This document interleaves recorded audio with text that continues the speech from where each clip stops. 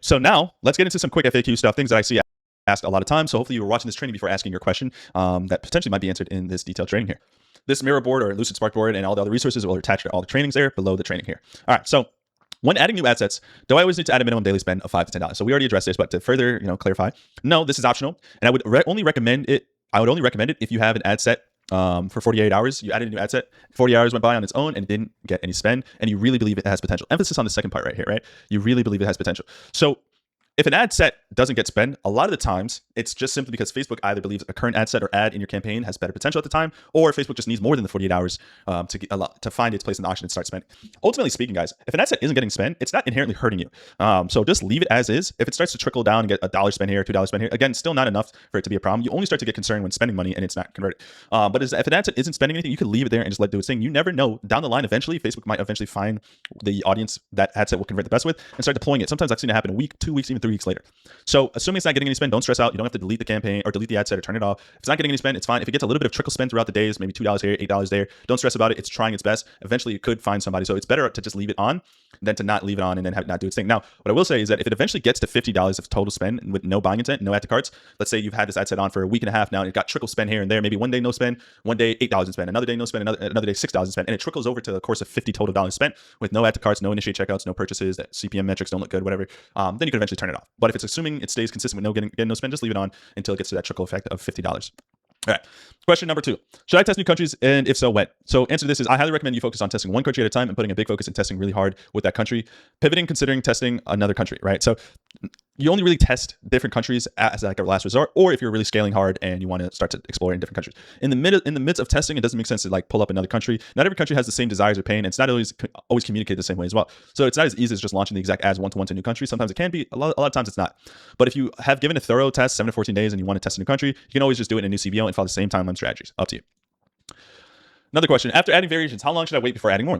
Every other day is fine. Naturally, whenever you do something to a CBO, it's going to need at least 24 hours to adjust. So just be patient and wait at least a day to analyze the data. Best practices is to actually wait a full 3 days for a new ad set and see what it looks like. If you're getting solid metrics and buying intent, but the same rules apply above. If an ad set spends 48 hours and gets no buying intent, you can cut it. That's assuming it's spending, right? So this is clear distinction between it's sitting there not getting any spend and it's actually sitting, in that campaign and getting spend. So if it spends money for 48 hours and it's getting no buying intent, right, and it has a decent amount of spend behind it, $20 to $50, and no buying intent, no nothing, then obviously you can cut it, just like how we would any other ad set. How do I know what new ad sets to launch, right? So the more similar ad and messaging is, the more likely it is to get grouped up and underperform with the rest of your underperforming ads. So I recommend each new ad set be a group focused on a specific avatar, red extraction, or unique variation of an existing ad set that is performing well for you. So assuming something is performing well, you can focus on double down what works is basically what I'm saying there. To clarify, if you're creating a unique variation of an existing ad set that is performing well for you, the idea is that you take the components of what's already working for you and try improving on what's not working for you. All right, so here's an example, right? So if you have an ad set that is doing solid but still not profitable, let's say a 1.29 average ROAS for the first 7 days of testing, you would want to look at your ad metrics and see what's doing well for you. So if your CTR all is 30% above, your link click-through rate is at 3.4%, but your CPM is 129, right? So your ad click metrics and engagement metrics for the most part are looking solid, but your CPM overall is just really high. That tells me that the hook and image concept that you use is good, but maybe the avatar you're going after is just really competitive. So I would create a new ad set trying to replicate the good elements of your ad, like your hook, your image concept, but try a new avatar to see if the CPMs go down. And in saying that, right, I think I already addressed this question in the separate trainings. Alex, if I had an image that was doing well before, could I just reuse it for a new test? I would recommend that you create a similar ad, but not reuse the exact same one, assuming that ad is still on and working. But if you turn off an entire ad set and that ad set is not live anymore and those ads aren't being used anymore, and those images aren't being used anymore, and you want to still repurpose them, that's fine. Try to have only one of that image being ran at a time.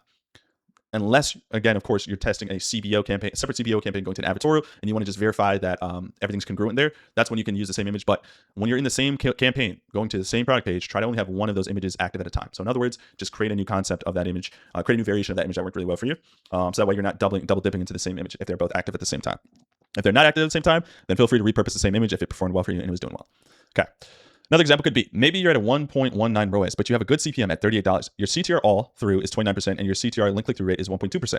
The fact that your CPM is good and you do have some buying intent tells us the avatar itself has potential, but your ad isn't stopping the scroll. So the logical next thing to do is create a new ad set variation focused on tackling the same avatar again. But try a new image, a new hook / lead type. I would continue to use the avatar extraction prompt or whatever prompt you originally used and focus on reprompting Claude to propose a different output for those variables, right? So the idea here is that, okay, good. the avatar itself isn't too competitive. My CPMs aren't through the roof. I did get some purchases, so there are people that are interested in buying this product. So my ad is speaking to people, and it is not competitive, but my ad sucked for the most part because I didn't get people to actually click. So now it's like, all right, cool. I could just create another ad set speaking to the same avatar, but now we're going to try completely new ideas and concepts for these images, for these hooks, for the lead type, the emotional extraction point. All right, so all that should be clear and concise. If I had a hook size image that worked, could I reuse it in another ad? So here's the answer to that. So you can, but I recommend not to. The goal is to create as many individual performing ads. This helps reduce ad fatigue because the same winning elements aren't being overused through multiple ads, right? So if an ad did really well for you and you want to reuse the same idea and emotion or concept, just create a slight variation to it, just so people don't become eye fatigue or eye blindness. Because again, like we've already talked about by now, the same potential lead might be coming across multiple of your ads. So you can use this as an opportunity to showcase and invoke a separate emotion to further help drag them across the line there. So make sure you try to avoid that. Now, again, if you were once using this ad or this image on an ad that is now no longer in use and it had really good metrics and you want to reuse it, go ahead. Assuming that that same image isn't being used on multiple ads within the same campaign at the same time, doing the same thing, you're good to go. Next question. When should I turn off an ad set? There's no hard rule to this, but a simple strategy to follow. First, has this ad set shown signs of potential? Did it ever have a profitable day? Does it have signs of potential based off of the metrics, right? Does it have good ad metrics? Has it spent more than $50, etc.? If yes, take note of the ads within the ad set and figure out what worked about those ads and what didn't work first. Normally, if an ad set is below break even for 3 consecutive days, I'm cutting it. Obviously, if an ad set spends for 48 hours and minimum $50 with no buying intent at all, cut it. If you had an ad set that was once profitable for you for a few days or even for a few weeks, you can try loading up variations of similar ads within that ad set. I'd say 2 to 3. And if that doesn't bounce back and has 3 consecutive days of below break-even, cut it. So this actually brings up to another point. Hopefully this makes sense there and clear and concise. Another point or question you might be wondering in the back of your mind is, Alex, I thought we created variations of our ad angles within the same ad set. Doesn't that help get the ad set out of learning faster? Yeah, great question. So that is a training and stuff that we've talked about. But what I've learned and quickly understood is that if you're creating variations of ads that are underperforming and you keep launching more of those underperforming ads within the same ad set, you're not going to see any improvement. And that's what's been happening, right? So the idea of launching ads within an ad set, it works and it's good, especially if you're scaling. But what I learned is that we need to focus more on creative swings, taking bigger creative swings, right? So we don't want to just create a one-to-one ad that's just slightly different than the existing ad that's already underperforming. We want to take big creative swings. And naturally speaking, it makes sense that whenever you're taking big creative swings to just launch them in a new ad set, right? If you're testing new concepts like new hook types, new lead types, the new expressions and points that you speak to your target audience, that's going to make more sense to launch it in an ad set. Look at ad sets like folders. It keeps new ideas and concepts organized so you can clearly see what's working versus what's not working. So I recommend that you launch an ad set. If it's underperforming and you want to work on that same avatar, come up with a new, bigger concept, new idea of how you can test that avatar in a different way and launch it into its own ad set rather than creating ad variations under the same ad set and it's the same exact ad that's underperforming. Now, the question that you also might be wondering is, well, couldn't I just take those big swings still within the same ad set? Yeah, you can. I just find that you can't unfortunately force spend on ads, at least not as of right now. So that's another problem though, is that Facebook, if it finds that it has an ad that it believes it's going to continue to spend and do well on, even though it's not, it's going to continue to force spend on it, and you might not get new spend to your other ads that you added within the existing ad set. So that's why by adding new ads within its own ad set, you can always force spend on it if you need to. So that's kind of the logic and reasoning behind that. Hopefully that makes sense. Perfect. All right. So next up is, should I add ads to an ad set, and if so, how often? So I think actually I just finished answering this question. Through extensive testing, I'm finding that until you have a proven winner, it's better to continuously launch new ad set concepts rather than add new ads into an existing ad set. Now, granted, if you have an ad set consistently doing well, overperforming or performing the 2x ROAS or greater, then yes, add new ad variations within that existing ad set. That way you can continue to feed that ad set. It learns quicker, it expands faster, and scales with more stability. But if you're struggling to see profitability, focus on taking bigger swings with new ad concepts, such as new avatars, new Reddit extraction points, or even just new, if you want to continue to work on the same avatar or the same Reddit extraction points, test different ways to deploy that message, right? Whether it's a new image, new hook, new CTA styles, right? New something, right? And it should feel like a completely new ad. The question you should be asking yourself, the first batch that I tested, it's obviously underperforming for a reason. This new batch that I create, as I read through this, do I feel different, right? Does this feel like a different ad? Would the person that I'm trying to speak to, would they see these both ads and think that these are very similar? If the answer is yes, and they don't feel like they're emotionally different, that means that Facebook probably won't spend on that ad set or ad variation. And if it does, it's probably going to underperform like your existing ads already do. So bigger swings, man, bigger at bats. That's the name of the game here to help you get out of testing a little bit faster. How many ads can fit in an ad set? There's no set number. I always like launching a new ad set and have a minimum of 3 to 5 ads, and I never let an ad set run less than 3 ads. So if you, for some reason, are considering turning off an ad within an ad set, don't let it fall below 3 ads, because then the entire ad set's going to tank. It's not going to have enough ads to fuel that ad set and actually get it through learning properly. So my rule of thumb, have a minimum of 3. I like 5.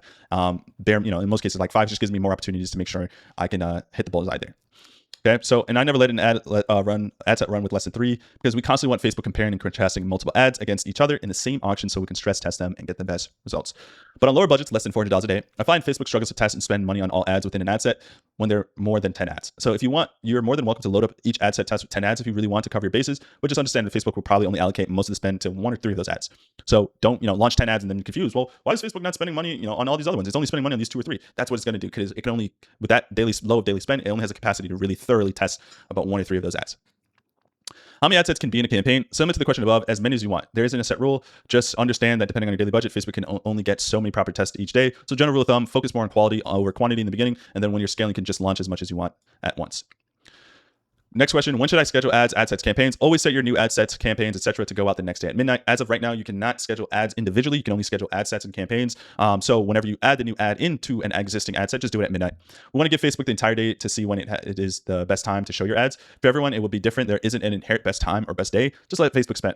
Also, it doesn't make sense turning ads on and off throughout the day or week. Just let it run continuously and it will optimize on its own. So there will be a world and a time where one of two things happen. One, Facebook, you'll wake up and you'll see Facebook spend 80% of your budget before 12 o'clock. That happens. Unfortunately, Facebook can get a little excited and drastically overspend on your budget. That's going to happen. Let's see if it stays that way for the next 2 or 3 days. And if it does, then you got to adjust something. Most cases, that will do it maybe once in a blue moon here and there. And the general rule of thumb is that it's going to try to figure out what part of the day is your target audience most likely to be online and ready to buy. So it's going to have to troubleshoot and go through a few days of testing. So you'll have some days where it spends a lot of budget early on and then nothing later on. Other days, vice versa. It's going to have to play around. Just let it do its thing, man. It's going to optimize and figure out based off of enough spend behind it. Last but not least, my data looked good on day 1, but now it dropped out of nowhere. What does this mean? This can happen. Facebook finds pockets of potential customers, and a lot of the time they start small and easier to find cohorts that have the biggest buying potential. But Facebook knows it can't stay in that cohort forever, so it expands to bigger cohort audiences. That's naturally when you see massive dip in performance. Your ad was good enough for red hot leads who are ready to buy anything, but cohort audiences aren't convinced yet. So this means you need to go back to the drawing board and write better copy that can convert a cohort audience. Think about it this way. Organic marketing, right? Not sure how familiar you, the person watching this, are with organic marketing, but there's 2 types of videos on organic marketing, organic videos on social media. They're the videos that are very niche, that fit a specific criteria of people, and then there's the ones that go mega viral that you see your mom share with you, grandma share, everybody shares it with you. It's just videos that appeal to everybody and anybody, like a cat video or that moment when you got to run to the bathroom after eating a burrito, right? Like that could apply to anybody versus the really niche stuff that's like, here's 6 fitness hacks that you can use to build more muscle, right? The idea is that your ad, the way you created it, if you give it enough time and test and your offer and everything's good and the copy is what it is, and it starts off really hot, but then it flops afterwards, that means it wasn't shareable, right? That ad wasn't shareable. And when I mean shareable, I mean within that audience. It wasn't engaging as much as you thought it would be. It didn't have the mass appeal where it was applicable to enough people. So that could just be because of the mirror system. How well did your ad mirror? It could also just be that the copy itself, right? Like the messaging, the niche that you're going after just didn't resonate that much. Ultimately speaking, the only way to know what the end result is or the problem is just by testing more. But just understand that's a part of the process, part of the game. You just have to go out there and test and create new ads and better ads. This section here, again, most of this stuff I want to reiterate is geared towards testing in that testing phase. Scaling is a little bit of a different ballgame. It's going to relatively be a lot simpler than all this stuff here. But for those of you that are like asking me, like, oh, Alex, my campaign's been performing really well and I'm scaling. Should I be doing this stuff? For scaling is a whole different ballgame. So go watch that section there. But yeah, hopefully this answers a ton of your questions. I'm sure there are going to be more questions. My recommendation, before you try to ask me a very nuanced, detailed question in DMs in school, do this for me. First, ask yourself, can I find the answer to this question on my own? Right. So, first step is, can I get the answer to this question on my own? So can I ChatGPT this question or Claude, ask Claude or Google this question, right? Like that's the first thing, right? I get people that ask me stuff like, yo, Alex, how do I set up a campaign? How do I add my wallet or my credit card to my ads manager account, right? Like that's something you can just literally Google, ChatGPT or research, right? So first things first, depending on the question, ask yourself, can I answer this on my own?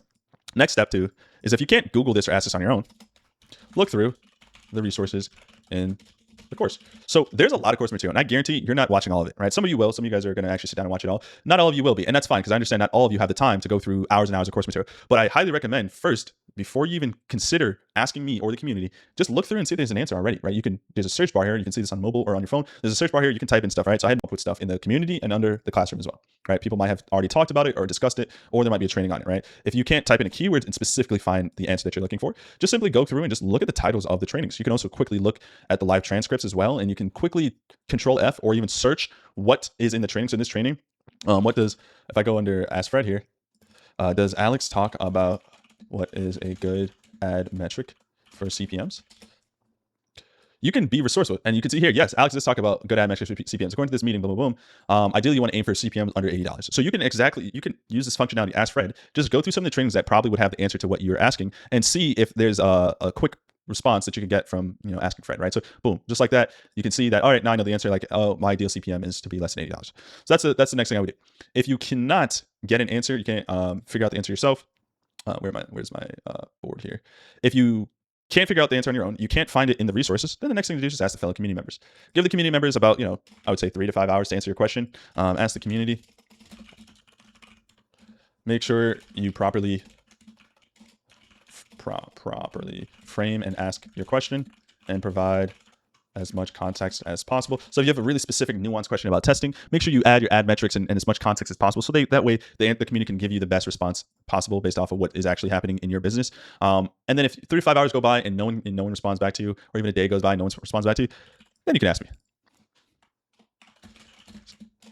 Point is that you can get an answer to that question you're asking way faster by using this system. Right? Using this system, you can get an answer way faster than DMing me. I answer my DMs. I try to answer DMs 2-3 times throughout the day, and some questions are just more detailed than others, so it takes me longer to get through every single DM. So I probably won't get to your question right away, and depending on how time sensitive your thing is, you might just have to wait a little longer than you need to. But a lot of times I find myself answering questions that were already addressed and tackled either in the trainings or somewhere in the community, or sometimes it's a question you just think for a moment and answer yourself. So I highly recommend you leverage the resources. At the end of the day, the biggest leverage here is the other community members that are also scaling, and then obviously the course material. I'm here as a conduit to kind of direct you and point you, but I'm not going to hold your hand, and that's not the intention here. It's why the community is only $129 a month. I could charge $500 a month for this stuff, $600 a month, but I choose not to because the main thing is to teach you the skills of problem solving and critical thinking. So that is kind of the way we can wrap this up here. Hopefully you guys gain a ton of value and start applying the knowledges here, and I'll see you guys all in the next set of training.